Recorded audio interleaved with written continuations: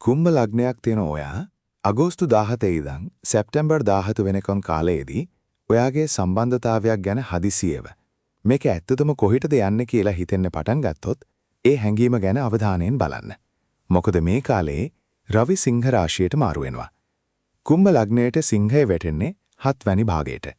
7 වැනි භාවය කියන්නේ විවාහය, ජීවිත සහකරු හෝ සහකාරිය, ව්‍යාපාර හවුල්කාරීත්වය, ගනුදෙනු, ගිවිසුම් සහ අපිට ඍජුව සම්බන්ධ වෙන අනිත් පුද්ගලයන් ගැන කියන භාවය. ඒ නිසා මේ කාලයේදී ඔයාට තනියම කරන දේවල් වලට වඩා මම සහ අනිත් කෙනා කියන සම්බන්ධතාවය වැදගත් වෙන්න පුළුවන්. විවාහක කෙනෙක් නම් සහකරු හෝ සහකාරිය එක්ක සම්බන්ධතාවය ගැන වැඩිපුර හිතන්න පුළුවන්. කලින් කතා නොකරපු කාරණයක් ගැන කතා කරන්න පුළුවන්. එක්කෙනාට එක්කෙනාගෙන් බලාපොරොත්තු වෙන දේවල් පැහැදිලි කරගන්න පුළුවන්. හවුල් ව්‍යාපාරයක් කරන කෙනෙක් නම් හවුල් කාර්යය එක්ක වගකීම් සහ තීරණ ගැන සාකච්ඡා කරන්න වෙන්න පුළුවන්. මෙතන තවත් වැදගත් කාරණයක් තියෙනවා. කුම්භ ලග්නයට 7 වෙනි භාවයේ අධිපතියා රවි. ඒ නිසා රවි තමන්ගේ සිංහ රාශියේ තමන්ගේම 7 වෙනි භාවයේම ගමන් කරනවා. ඒක නිසා සම්බන්ධතා සහ හවුල්කාරීත්වය මේ කාලයේදී ඔයාගේ ජීවිතයේ ප්‍රධාන මාතෘකාවක් වෙන්න පුළුවන්. මුලින්ම විවාහක කෙනෙක් ගැන බලමු. සහකරු හෝ සහකාරිය එක්ක වැදගත් කතා බහක් ඇති වෙන්න පුළුවන්. කලින් කල් දමා තිබුණු තීරණයක් ගැන කතා කරන්න පුළුවන්. ගෙදර වියදම්, රැකියාව, පවුල් වගකීම්, ඉදිරි සැලසුම් මේ වගේ දේවල් ගැන දෙන්නාට එකඟතාවකට එන්න වෙන්න පුළුවන්. රවි 7 වෙනි භාවයේ සිටින නිසා දෙන්නාගෙන් එක්කෙනෙක් Tamanගේ අදහස තදින් කියන්න පුළුවන්. ඔයාම වෙන්න පුළුවන්, සහකරු හෝ සහකාරිය වෙන්නත් පුළුවන්. එතනදී ප්‍රශ්නය කවුද හරි කියන එක නෙවෙයි. දෙන්නාටම ගැළපෙන විසඳුම මොකක්ද කියන එක. මේ වෙනස තේරුම් ගත්තොත් සම්බන්ධතාවය වඩා හොඳ වෙන්න පුළුවන්. දැන් විවාහ නොවුණු කෙනෙක් මේ කාලයේදී යම් කෙනෙක් ගැන අවධානය වැඩි වෙන්න පුළුවන්. හඳුනා ගැනීමක් ඇති වෙන්න පුළුවන්.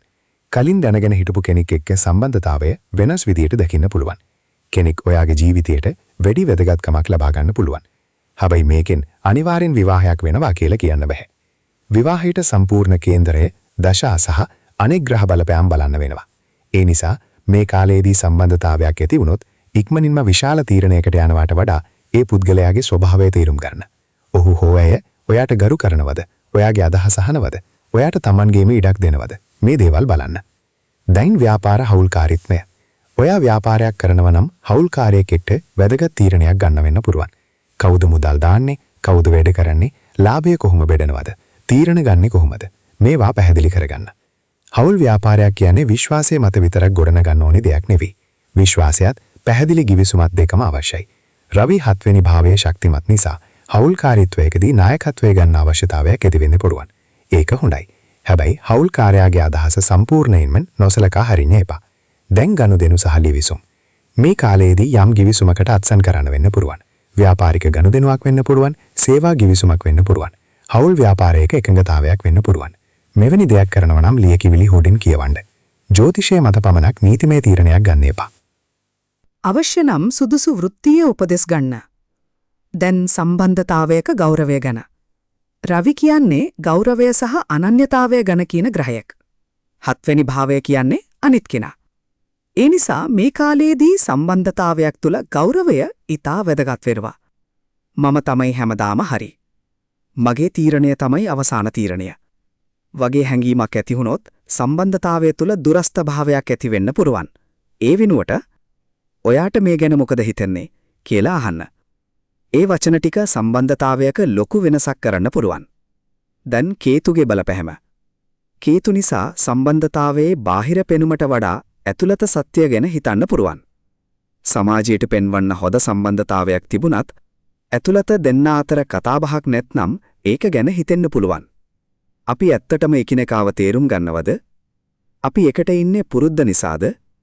අපි දෙන්නාගේ අනාගත අරමුණු එක වගේද? මේ වගේ ප්‍රශ්න එන්න පුළුවන්. මේ ප්‍රශ්න බය වෙන්න ඕන දේවල් නෙවෙයි.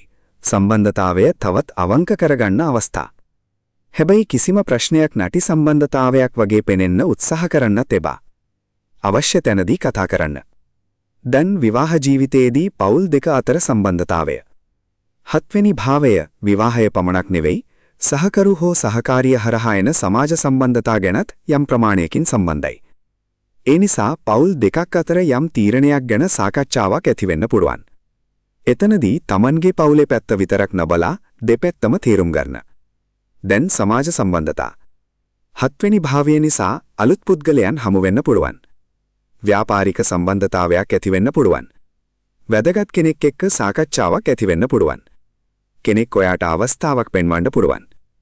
හැබැයි කෙනෙක් හමු වුණා කියලා ඔහු හෝ ඇය අනිවාර්යෙන්ම ඔයාට ජීවිතේ විශාල භූමිකාවක් ගන්නවා කියලා කියන්න බෑ. අවස්ථාව හඳුනා ගන්න, කෙනාව තේරුම් ගන්න, ඊට පස්සේ තීරණය කරන්න. බ්‍රිහත් පාරාශර හෝරා ශාස්ත්‍රය වගේ වේද ජ්‍යොතිෂ සම්ප්‍රදායන් තුල 7 වෙනි භාවය විවාහය, හවුල්කාරීත්වය සහ ලෝකය සමග ඇති ඍජු සම්බන්ධතා ගැන වැදගත් භාවයක් ලෙස සලකනවා. ඒ නිසා 7 වෙනි භාවයේ අධිපතියා Tamanගෙම රාශියේ ගමන් කරන එක මේ කාරණා ගැන අවධානය යොදවීමට හොඳ පසුබිමක්. පලාදීපිකා වගේ ග්‍රන්ථ සම්ප්‍රදායන් තුලත් ග්‍රහයාගේ බලය සහ භාවය අනුව ප්‍රතිඵල තේරුම් ගැනීම වැදගත්. හැබැයි සම්පූර්ණ කේන්දරය නොබලා විවාහයක්, වෙන්වීමක් හෝ ව්‍යාපාරික ජයග්‍රහණයක් ගැන නිශ්චිත අනාවැකියක් දෙන්න බෑ. ඒ නිසා මේ කාලයේදී වැදගත්ම දේ තමයි සම්බන්ධතාවයක Tamanගේ අනන්‍යතාවයත් අනිත් කෙනාගේ අනන්‍යතාවයත් දෙකම ගෞරව කරන එක. එතකොට රවිගේ ශක්තිය ගැටුමක් වෙලුවට නායකත්වයක් වෙන්න පුරුවන්. දැන් කුම්භ ලග්නයට රවි සිංහයේ ගමන් කරන මේ කාලයේදී විවාහය, සම්බන්ධතා, ව්‍යාපාර හවුල්කාරීත්වය සහ අනිත් අය එක්ක ඇති ගනුදෙනු පැත්තෙන් ඇති වෙන්න පුරුවන් තත්වයන් තව ගැඹුරින් බලමු. මුලින්ම විවාහ ජීවිතය. මේ කාලයේදී දෙන්න අතර කතාබහ වැඩි වෙන්න පුරුවන්. කාලයක් තිස්සේ කතා නොකරපු කරුණක් දැන් සාකච්ඡාවට එන්න පුරුවන්. උදාහරණයක් විදිහට ගෙයක් ගන්නද, වෙනත් නගරයකට යන්නද, මුදල් කළමනාකරණය කොහොමද කරන්නේ, රැකියාව ගැන මොන තීරණයක් ගන්නද, මේ වගේ දේවල්. රවි 7 වෙනි භාවයේ ශක්තිමත් නිසා Tamanගේ අදහස තදින් ඉදිරිපත් කරන්න පුරුවන්. හැබැයි විවාහ ජීවිතයකදී තදින් කතා කරන එක සහ පැහැදිලිව කතා කරන එක දෙකක්. Tamanගේ අදහස පැහැදිලිව කියන්න. හැබැයි අනෙක් කෙනාටත් Tamanගේ අදහස කියන්න ඉඩ දෙන්න. එහෙම කළොත් මේ කාලයේදී සම්බන්ධතාවය වඩා පරිණත වෙන්න පුරුවන්. දැන් සම්බන්ධතාවයක් ආරම්භ කරන්න හිතන කෙනෙක්. යම් කෙනෙක් එක්ක හඳුනා ගැනීමක් ඇති වෙන්න පුරුවන්. ඔයාගේ ජීවිතේට යම් කෙනෙක්ගේ බලපෑම වැඩි වෙන්න පුරුවන්. ඔහු හෝ ඇය වැඩ කරන කෙනෙක් වෙන්න පුරුවන්. ව්‍යාපාරික හඳුනා ගැනීමක් වෙන්න පුරුවන්.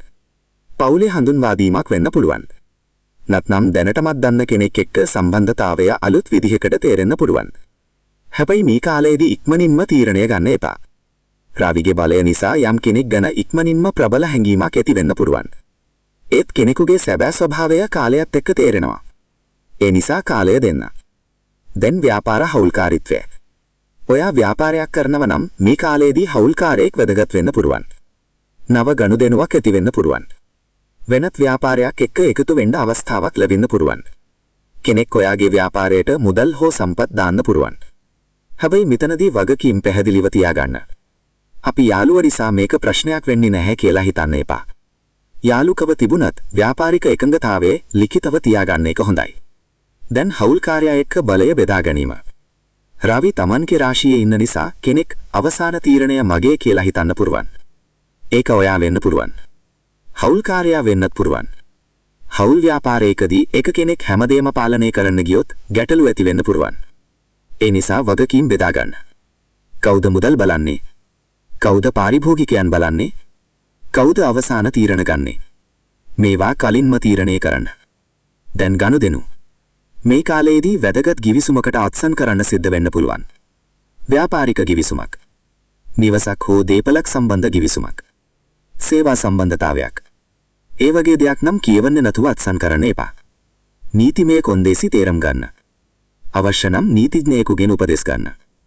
ජ්‍යොතිෂයෙන් දිනයක් හොදයි කියලා කිව්වත් ගිවිසුමේ කොන්දේසි වරදි නම් ගැටලු විසඳෙන්නේ නැහැ. දැන් සම්බන්ධතාවයක සීමා. සමහර වෙලාවට ඔයාට Tamanගේම ඉඩක් ඕනේ වෙන්න පුරුවන්. හවුල් සම්බන්ධතාවයක් තියනවා කියලා හැම දෙයක්ම එකට කරන්න ඕනේ නැහැ. Tamanගේම මිතුරන්. Tamanගේම වැඩ. Tamanගේම විවේකය. මේ දේවල් වලට ඉඩ තියෙන්න පුරුවන්. ඒ වගේම අනෙක් කෙනාටත් ඒ ඉඩ දෙන්න. මේක සම්බන්ධතාවයක් ශක්තිමත් කරන්න පුරුවන්. දැන් කේතුගේ බලපෑම. කේතු නිසා සම්බන්ධතාවයේ බාහිර පෙනුමට වඩා ඇතුළත් අර්ථය ගැන හිතන්න පුරුවන්. සමාජයට පෙන්වන්න සම්බන්ධතාවයක් තිබුණාට දෙන්න අතර අවංක කතාබහක් නැත්තම් ඒක ගැන ප්‍රශ්න කරන්න පුරුවන්. ඒ නිසා මේ කාලයේදී සම්බන්ධතාවය ගැන අවංකව කතා කරන්න. ඔයා සතුටින්ද? මට කරන්න පුළුවන් දෙයක් තියෙනවද? අපි දෙන්නා ඉදිරියේදී මොනවද කරන්න ඕනේ? වගේ සරල ප්‍රශ්න වැදගත්. දැන් පරණ සම්බන්ධතාවයක් ගැන. කලින් තිබුණු සම්බන්ධතාවයක් ගැන යම් අවබෝධයක් ලැබෙන්න පුළුවන්. කලින් සිදු වුණු දෙයක් වෙනස් විදියට තේරෙන්න පුළුවන්. හැබැයි අතීතයට ආපහු යනවද නැද්ද කියලා තීරණය කරන්න කලින් ඒ සම්බන්ධතාවය ඇත්තටම වෙනස් වෙලාද කියලා බලන්න. කේතුගේ බලපෑම නිසා පරණ දේවල් ගැන හැඟීම් අඩු වෙන්නත් පුළුවන්. ඒකත් ස්වභාවිකයි. දැන් සමාජ සම්බන්ධතා 7 වෙනි භාවය නිසා මේ කාලයේදී අලුත් මිනිස්සු හමු වෙන්න පුළුවන්. ව්‍යාපාරික සම්බන්ධතාවයක් හරහා අවස්ථාවක් ලැබෙන්න පුළුවන්. කෙනෙක් ඔයාගේ වැඩේ වෙනත් කෙනෙකුට හඳුන්වා දෙන්න පුළුවන්. මේ වගේ සම්බන්ධතා දිගු කාලීනව ප්‍රයෝජනවත් වෙන්න පුළුවන්. හැබැයි හැම කෙනෙක්ම විශ්වාස කරන්න එපා. මුලින්ම තේරුම් ගන්න. දැන් විවාහක කෙනෙක්ට පවුලේ තීරණ සහකරු හෝ සහකාරිය එක්ක ගෙදර සම්බන්ධ තීරණයක් ගන්න වෙන්න පුළුවන්. කෙනෙක්ගේ රැකියාව නිසා තැනක් මාරු කරන්න වෙන්න පුළුවන්. අලුත් වගකීමක් ගන්න වෙන්න පුළුවන්. මේ වගේ තීරණ තනියම ගන්නවාට වඩා දෙන්නා එක්කම කතා කරලා ගන්න. දැන් ගෞරවය. රවි ශක්තිමත් වෙද්දී Tamanගේ ගෞරවය ගැන සංවේදී වෙන්න පුළුවන්. කෙනෙක් Tamanම නොසලකා හැලියා කියලා දැනුනොත් තඩින් ප්‍රතිචාර දක්වන්න පුළුවන්. ඒ වෙනුවට මුලින්ම අහන්න. ඔයා ඒක එහෙම අදහස් කළාද? සමහර විට අපි හිතන දේ නෙවෙයි අනිත් කෙනාගේ අදහස. ඒ නිසා උපකල්පනයට වඩා කතාබහ වැදගත්. පලාදීපිකා සහ බ්‍රහත් පාරාශර හෝරා ශාස්ත්‍රය වගේ සම්ප්‍රදායන් තුල 7 වෙනි භාවයේ වැදගත්කම නිසා මේ කාලය සම්බන්ධතා පැත්තෙන් අවධානය ගන්න කාලයක් විදිහට බලන්න පුළුවන්. හැබැයි ගෝචරය විතරක් බලලා විවාහයක්, වෙන්වීමක් හෝ සම්බන්ධතාවයක අවසානයක් ගැන නිශ්චිතව කියන්න බෑ. ඒ නිසා මේ කාලයේදී ප්‍රධාන පාඩම එකක් තියෙනවා. සම්බන්ධතාවයක ශක්තිය කියන්නේ කවුද අනෙක් කෙනාව පාලනය කරන්න කියන එක නෙවෙයි. කවුද දෙන්නාම ගෞරවයෙන් එකට තීරණ ගන්න කියන එක. ඒක තේරුම් ගත්තොත් රවිගේ බණය ඔයාට ගැටමක් වෙනුවට ශක්තිමත් හවුල්කාරීත්වයක් හදන්න උදව් කරන්න පුළුවන්. ඉතින් කුම්භ ලග්නයක් තියෙන ඔයාට රවි සිංහ රාශියේ ගමන් කරන මේ කාලය ගැන අවසානයේට කරුණු ටික එකතු කරලා බලමු. අගෝස්තු 17 ඉඳන් සැප්තැම්බර් 17 වෙනකම් රවි සිංහයේ ගමන් කරනවා. කුම්භ ලග්නයට සිංහය 7 වෙනි භාවය. ඒ නිසා මේ කාලයේදී විවාහය, ජීවිත සහකරු හෝ සහකාරිය, සම්බන්ධතා, ව්‍යාපාර හවුල්කාරීත්වය, ගිවිසුම් සහ අනිත් අය එක්ක ඇති සෘජු සම්බන්ධතා ප්‍රධාන වෙන්න පුළුවන්. තව වැදගත්ම දේ තමයි 7 වෙනි භාවයේ අධිපතියා රවිමයි. ඒ නිසා රවි Tamanගේම සිංහ රාශියේ ගමන් කරන මේ කාලයේදී සම්බන්ධතා පැත්තෙන් Tamanගේ ස්ථාවරය පැහැදිලි කරගන්න අවස්ථාවක් ලැබෙන්න පුළුවන්. විවාහක කෙනෙක් නම් සහකරු හෝ සහකාරිය එක්ක වැදගත් කතාබහක් ඇති වෙන්න පුළුවන්. සම්බන්ධතාවයක් ගැන තීරණයක් ගන්න කෙනෙක් නම් යම් කෙනෙක් ගැන අවධානය වැඩි වෙන්න පුළුවන්. ව්‍යාපාර කරන කෙනෙක් නම් හවුල්කාරීත්වයක් හෝ වැදගත් ගනුදෙනුවක් ඉස්සරහට එන්න පුළුවන්. හැබැයි මේ දේවල් අනිවාර්යෙන් සිද්ධ වෙනවා කියලා කියන්න බෑ. විවාහය, සම්බන්ධතාවයක් හෝ ව්‍යාපාරික හවුල්කාරීත්වයක් ගැන නිශ්චිතම බලන්න සම්පූර්ණ ජන්ම කේන්දරය සහ දශා තත්වය බලන්න ඕනේ. මේ කාලයේදී ප්‍රධානම අභියෝගය තමයි Tamanගේ අදහසට වැඩි තැනක් දෙන එක. රවි Tamanගේම රාශියේ ශක්තිමත් නිසා මම හරි කියන හැඟීම වැඩි වෙන්න පුළුවන්. ඒ වෙනුවට අපි දෙන්නාටම හරි වෙන්නේ මොකක්ද කියලා අහන්න. මේ එක වෙනසක් සම්බන්ධතාවයක ලොකු වෙනසක් කරන්න පුළුවන්. කේතුගේ බලපෑම නිසා බාහිර පෙනුමට වඩා ඇතුළත සත්‍යය වැදගත් වෙන්න පුළුවන්. සම්බන්ධතාවයක් තියෙනව නම් ඒක ඇත්තටම ශක්තිමත්ද? ව්‍යාපාරික හවුල්කාරීත්වයක් තියෙනව නම් දෙන්නා අතර විශ්වාසය සහ වගකීම් පැහැදිලිද? මේ දේවල් බලන්න. බ්‍රහත් පාරාශර හෝරා ශාස්ත්‍රය සහ පලාදීපිකා වගේ වේද ජ්‍යොතිෂ සම්ප්‍රදායන් තුර 7 වෙනි භාවයට ලැබෙන වැදගත්කම නිසා මේ කාලයේදී සම්බන්ධතා පැත්තෙන් අවධානය වැඩි වීම තේරුම් ගන්න පුළුවන්. ඒ නිසා මේ කාලය තනියම ජය ගන්න කාලයක් විතරක් නෙවෙයි. හරි කෙනා එක්ක හරි විදියට එකතු වෙලා ඉස්සරහට යන්න පුළුවන් කාලයක්. මේ කාලයේදී ඔයාගේ සම්බන්ධතාවයක වෙනසක් දැනෙනව නම් ඒ මොකක්ද කියලා පහලින් අදහසක් ලියන්න. වේද ජ්‍යොතිෂය ගැන ඔයාට තියෙන ප්‍රශ්නයක් දෙනවා නම් ඒකත් කියන්න. ඉදිරි වැඩසටහන් වලදී ඔයාගේ ප්‍රශ්න ගැනත් අපි කතා කරමු. මේ විග්‍රහය වටිනායි නම් කැමැත්තක් දක්වන්න. මේ වගේ වේද ජ්‍යොතිෂ විග්‍රහ දිගටම බලන්න අපිත් එක්ක එකතු වෙන්න. ඊළඟට අපි බලන්නේ මීන ලග්නයට රවි සිංහ රාශියේ ගමන් කිරීම කොහොම බලපාන්න පුරවන්ද කියලා. කුම්භ ලග්නයට රවි 7 වෙනි භාවයේ ගමන් කරන නිසා විවාහය සහ හවුල්කාරීත්වය ප්‍රධාන වුණා. නමුත් මීන ලග්නයට ඒ රවි ගමන් කරන්නේ 6 වෙනි භාවය හරහා. ඒ නිසා ඊළඟට අපි බලන්නේ රැකියාවේ තරඟකාරීත්වය, දෛනික වගකීම්, ණය, සෞඛ්‍ය සහ අභියෝග ජය ගැනීම වගේ පැත්ත කොහොම බලපාන්න පුළුවන්ද කියලා. ඒ විග්‍රහයත් එක්ක අපි අවසාන ලග්නයෙන් හමුවෙමු. ඔයාගේ සම්බන්ධතා තුළ ගෞරවයත්, අවංකකමත්, එකිනෙකා තේරුම් ගන්න හැකියාවත් වැඩි වෙන්න වේවා.